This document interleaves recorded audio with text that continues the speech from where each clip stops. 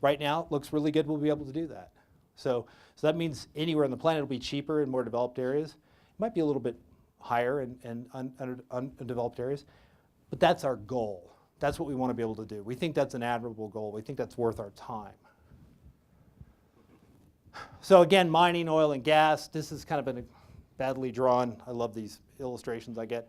These badly drawn illustration of a steam-assisted gravity deposition project where you're using hot steam to melt the gunk, which someday hopes to become fuel that you can burn, liquid fuel.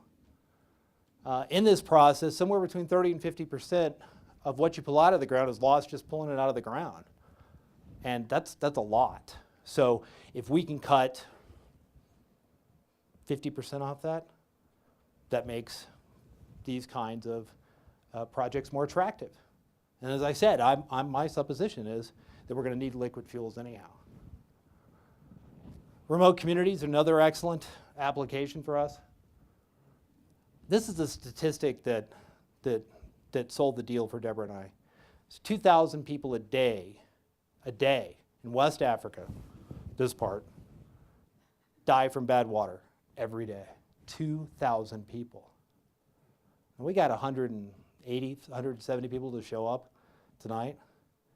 Just think about what 2,000 people represents. So if we can do something about that, we as a company want to do something about that. Military installations, wouldn't it be great if we made the military pay for our reactors and we can give them away to people that really needed them? There's somewhere around 7,667 U.S.-friendly military installations or U.S. military installations around the world. They are all in some way dependent upon local supplies. That's a strategic blunder. Sorry, Mr. Secretary. So other areas are heavy industry, mining, and IT clusters. Our goal is to get this thing out on the market by June of 2013. Might not be in the US, might be in a different country. We'll see. We're starting to go through the process with NRC, starting to go through the process in the UK. Nigeria. Everybody laughs about my Nigerian bankers. Turns out Nigeria is very serious about generating electricity using distributed nuclear-based electric production. So is Kenya. As a country, they're committed to it. We use nicknames. I'm Grizz. There's a guy named Forky in the company. He's our chief of staff. Barry Obama. By the way, I did tell you I was a left-wing nutbag liberal, right?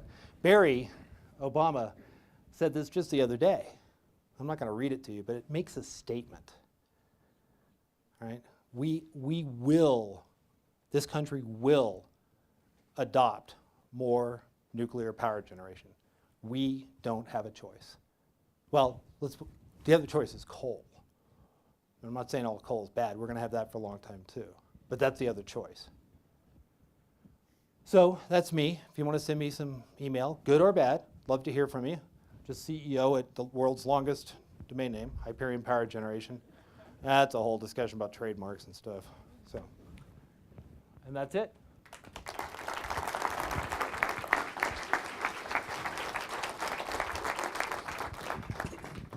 Okay, I want to thank everyone for coming. I hope you learned a lot. We do have a question and answer period, but we really only have about a half an hour, a little bit more left in the building before the custodian starts locking doors. And so I think the most effective thing is for the speakers to meet you out in the lobby, and that will give you a chance to have more dialogue rather than just a handful of questions.